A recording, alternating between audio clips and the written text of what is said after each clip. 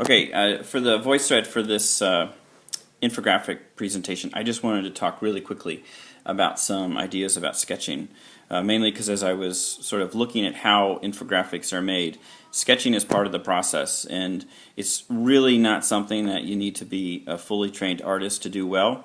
But a lot of times when you're looking at a blank piece of paper, if you don't have a lot of experience drawing things, it can just be sort of intimidating. I work with a lot of students in the studio, and I've just learned there's lots of little things that help the process become more effective and go faster. And I think making things go faster as far as sort of designing an idea can be really powerful, mainly because you can see really quickly what might work and what might not work. Getting better at sketching also means that you can kind of quickly sort of sketch out what other people have done, and you can kind of see what made their infographic really effective. So when I'm working with students, like, as for kind of applying this to painting, I'm always trying to get them to do these little thumbnail sketches where they can see what it is their final canvas will look like, and I'm trying to get them to see, what their piece might look like from, say, like 20 feet away, however it is, and I want them to try to do it fast. Just a couple of the things I go over with them. The first thing is to really keep your lines pretty loose and longer. You don't want to be sort of gripping whatever it is that you're doing too hard. I think this really kind of goes with software as well. You want to have a real loose attitude with your just initial lines with sketching. So, lines that are sort of like this. The nice thing about sketching that's sort of freeing is it's okay if your line sort of crosses over, as long as you know what that basic shape is that you're making.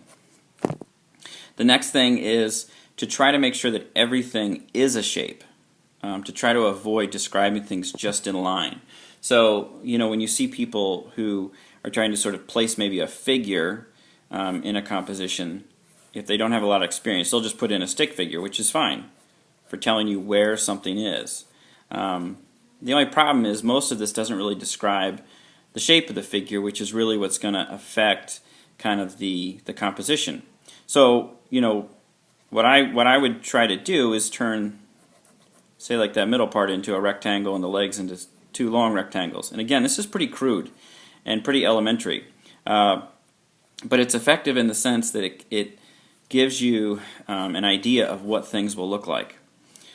The third thing I try to tell people is to really make sure that you're making definitive shapes. The shapes can be really basic. Again, it doesn't have to be something that looks necessarily beautiful or really eloquent, but you just want to make sure that you are making circles, squares, and rectangles that are actual shapes. What that means is that you actually close them off. You don't have sort of open-ended kind of nebulous shapes out there. The reason I try to have students do that is so that they know if they need to change a shape, they know what other parts of that particular shape are going to be affected, because each one of those lines is connected to another part of the shape. Okay, so if I were to sort of grab some of these ideas and apply that to sort of making an infographic, let's see if just within like 20 seconds we could come up with something here that's a design for something.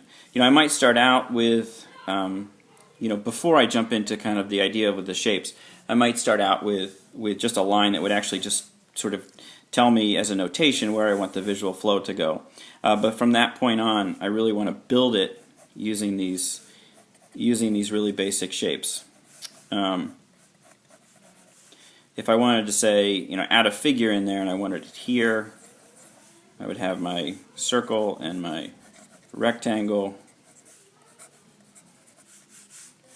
If I wanted to have other things in here, maybe a structure that's kind of like a house kind of popping out over here again, just within that short amount of time, I have a sense of, kind of how this composition is balanced, whether or not I think it would be effective. The last thing that really anyone can teach themselves is being able to sort of create some quick values within your thumbnail sketch. And this is mainly done through either some really basic scribbling techniques. Scribbling's actually a technique where you teach yourself how to just kind of make these lengthened kind of scribbles that end up being sort of almost like flat values. Or you can do hatching, which is just these parallel lines. Okay, so you can go back into some of that sketching and maybe darken the shape if you think this part needs to be a little darker.